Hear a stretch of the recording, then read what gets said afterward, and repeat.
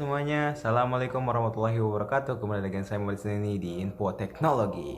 Saya Maulid ini bakal membahas soal Xiaomi yang merilis HP baru. Dan HP-nya adalah dalam sebuah berita yang saya baca di liputan6.com dan liputan6tekno.com dan juga kompastekno.com, Xiaomi merilis handphone flagship mereka yang baru, yaitu adalah Xiaomi Mi 10. Ya, ini adalah HP baru mereka yang saya baca di Liputan 6. Karena memang banyak sekali ya pertanyaan setelah Mi 9, apakah Xiaomi akan merilis handphone flagship yang baru dan apakah akan resmi di Indonesia, dan sekarang sudah dijawab dan ternyata sudah resmi di Indonesia, yaitu adalah Mi 10. Oke, Xiaomi Mi 10 ini dengan varian yang akan di Indonesia ini adalah dengan varian RAM 8GB dan internal sebesar 256GB dan dengan harga 10 juta kurang 1000 ya ini. Untuk RAM 8GB itu udah lebih dari cukup, apalagi dengan prosesor yang didukung ya. Prosesor yang digunakan oleh Xiaomi Mi 10 ini adalah Snapdragon 865. Tentunya sudah support 5G, tapi di Indonesia belum ya, belum ada kepastian soal 5G. Jadi untuk Menteri Kominfo kapan ya 5G bisa dirilis di Indonesia ya. Jadi saya nunggu kecepatan soal perilisan 5G. Tapi menurut gua 5G Indonesia, ini kritikan gua aja untuk Indonesia. Menurut gua 5G Indonesia gak bakal secepat di negara-negara lain karena memang di Indonesia 4G aja belum merata di seluruh Indonesia. Jadi internet belum merata banget gitu kan. Jadi untuk bisa pakai 5G mungkin ya itu cuma mimpi belaka gitu kan. Dan menurut konfirmasi dari Xiaomi, Mi Pens dapat pre-order Mi 10 mulai dari 14 Mei hingga 20 Mei 2020 di sejumlah rekanan retail.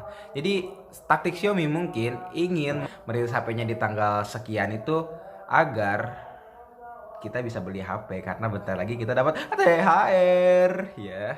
Bentar lagi kita dapat THR ya, dan bertepatan dengan tanggal 20 itu adalah 1 minggu lagi menuju Lebaran, dan mungkin akan banyak ya mungkin dari generasi orang-orang kaya yang membeli HP ini gitu. Itu adalah harganya ada 10 juta kurang. Untuk spesifikasinya, Xiaomi Mi 10 ini dibekali oleh Snapdragon 865 dengan layar AMOLED yang berukuran 6,67 inch. Ya, ini untuk prosesor, mungkin prosesor yang terbaru Xiaomi 865. Dan di sini Xiaomi telah menggunakan LPDDR5 dan juga internal UFS 3.0 sebagai penunjang performa. Ya, UFS 3.0 itu udah bagus banget ya. Udah gila-gila parah lah.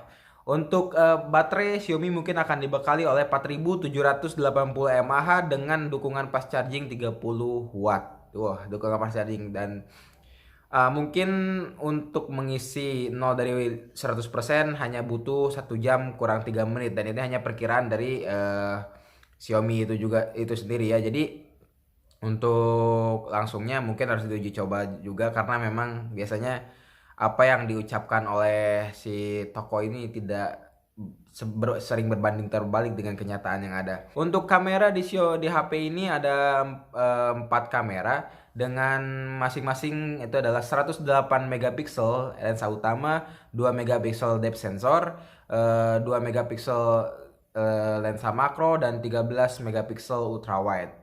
Dan 4 lensa, masih 4 lensa dan 108 megapiksel lensa utama. Ini sama seperti Samsung S20 Ultra ya, yang udah 108 megapiksel. Dan menurut gua dengan penyimpanan internal yang hanya 256 GB itu gak cukup menurut gua. Untuk untuk lensa berukuran beresolusi 108 megapiksel ini harusnya dengan penyimpanan internal yang menurut gue lebih dari 256 GB. Karena kemarin juga Samsung itu, kesalahan Samsung S20 itu waktu ngerilis HP-nya itu adalah mereka itu merilis Indonesia itu dengan internal yang terbatas gitu, hanya 128 GB. Kan lu udah beli mahal-mahal seharga 20 juta, 14 juta atau apa itu yang mau S10, S20 biasa, S20 Plus atau S20 Ultra, tapi penyimpanannya sama 128. Dan mungkin Xiaomi di sini ingin menawarkan lebih murah namun dengan internal 2 kali lipat lebih besar, 256 GB. Tapi menurut gua ya harusnya ya segini emang cukup. Kalau pemakaian gua sehari-hari, gua aja 64 GB masih ada sekian berapa space internal yang bisa gua gunakan, yang belum gua gunakan gitu. Tapi ya untuk para konten kreator ya 128 untuk Samsung S20 yang harganya puluhan juta itu ya gak worth it banget sih. Sama kameranya ini udah bisa ngerekam 8K 8K itu. Kamera gua aja baru 4K anjir. Ini udah 8K, gila. Ini kemajuan teknologi memang cepat banget ya. Sekarang semua brand berlomba-lomba untuk bisa menjadi yang utama, untuk bisa menjadi penerobos inovasi teknologi gitu. Oke, mungkin sekian dari saya mau ini. Saya pamit undur diri. Wassalamualaikum warahmatullahi wabarakatuh. Jangan lupa subscribe.